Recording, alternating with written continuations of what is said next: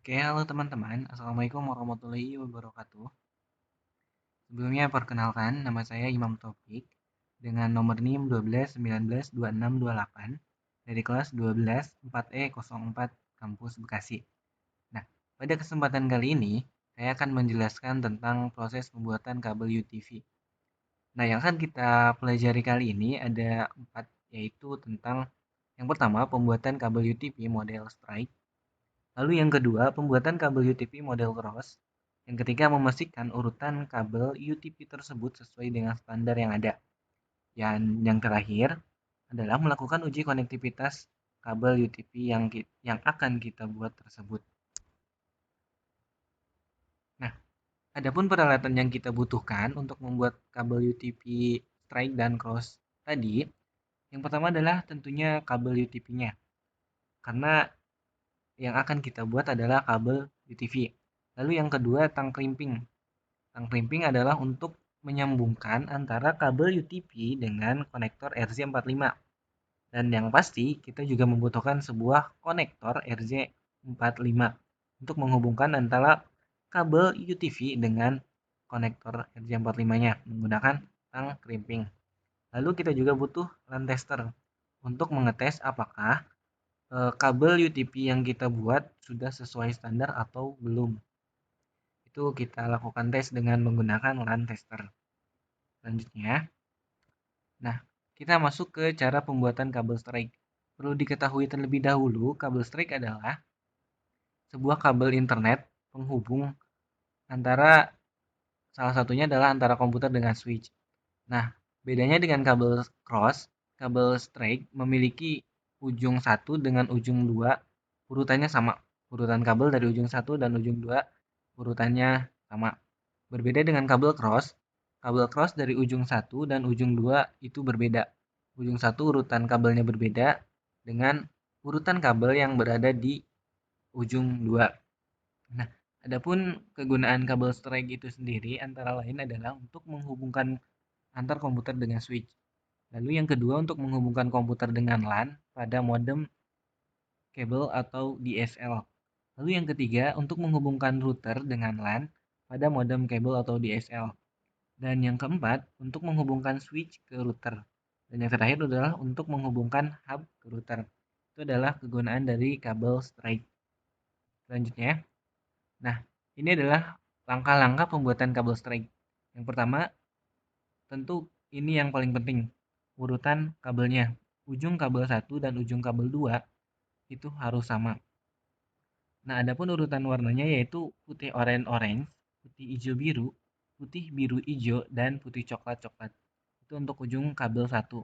Dan untuk ujung kabel 2-nya harus sama, yaitu putih oranye-orange, putih hijau-biru, putih biru-hijau, putih coklat-coklat.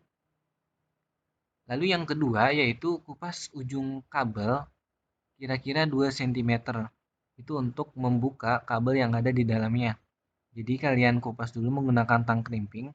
Di situ udah ada alatnya untuk mengupas kabel UTP tersebut. Dan yang ketiga, buka pilihan kabel kemudian luruskan dan urutkan warna sesuai standar.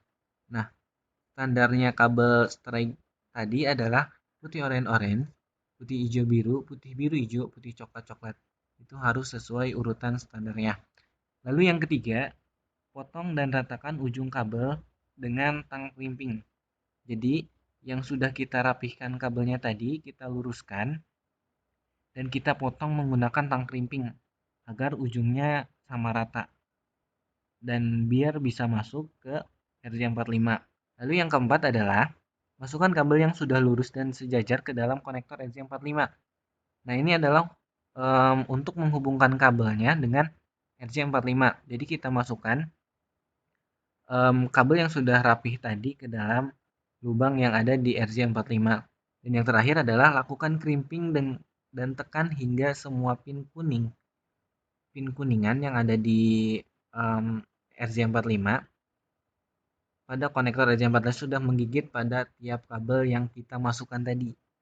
Nah, jadi bagian crimping juga sangat penting. Kita harus memastikan bahwa kuningan yang ada di RJ45 sudah benar-benar menggigit atau menyambung ke dalam kabel UTP tersebut. Nah, itu untuk pembuatan kabel strike. Lalu, sekarang cara pembuatan kabel cross. Nah, berbeda dengan kabel strike, kabel cross ujung satu urutan kabelnya sama dengan urutan kabel strike, tetapi ujung kabel duanya berbeda. Nah, gunanya dari kabel cross ini sendiri adalah yang pertama menghubungkan dua buah komputer secara langsung. Jadi, apabila ada dua buah komputer yang sama yang ingin dihubungkan secara langsung itu menggunakan kabel cross. Lalu yang kedua, menghubungkan dua buah switch. Itu juga menggunakan kabel cross. Yang ketiga, menghubungkan dua buah hub. Lalu menghubungkan switch dengan hub. Dan yang terakhir adalah menghubungkan komputer dengan router. Nah, berikut ini langkah-langkah pembuatan kabel cross. Berbeda dengan yang tadi, untuk pembuatan kabel cross, ujung satunya, urutan kabelnya itu putih oranye-oranye, putih hijau-biru, putih biru-hijau, putih coklat-coklat. Urutan kabelnya sama dengan kabel straight. Nah, sedangkan ujung kabel keduanya itu berbeda. Jadi ujung kabel yang kedua ini berbeda dengan urutan yang pertamanya. Yang urutan yang keduanya yaitu putih hijau-hijau, putih orange biru, putih biru orange, putih coklat-coklat. Itu untuk urutan ujung kabel keduanya. Untuk pembuatannya hampir sama, potong ujung kabel UTV-nya kira-kira 2 cm, lalu rapikan, lalu kita potong ujungnya biar rata dan masukkan ke konektor RJ45 lalu di crimping. Untuk urutan untuk pembuatannya sama, hanya berbeda di bagian urutan kabelnya saja.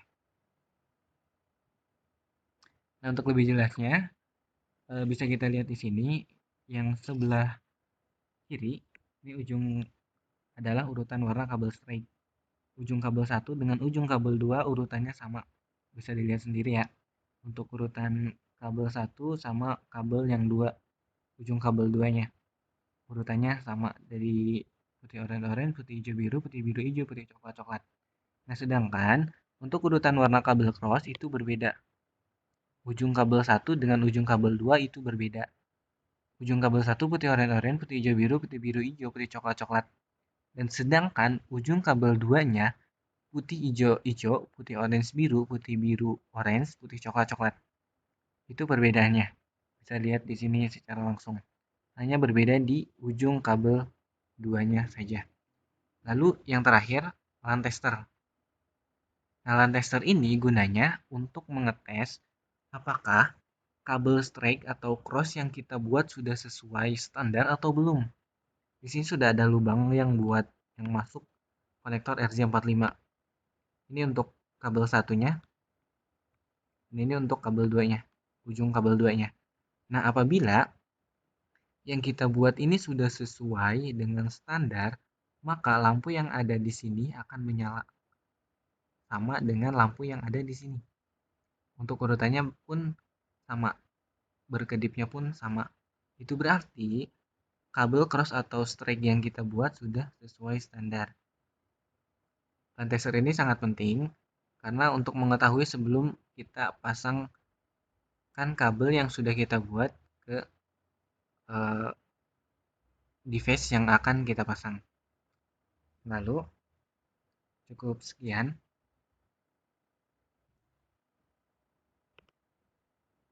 Nah, untuk penjelasan mengenai proses pembuatan kabel UTP, saya cukupkan sekian. Kurang lebihnya mohon maaf. Assalamualaikum warahmatullahi wabarakatuh.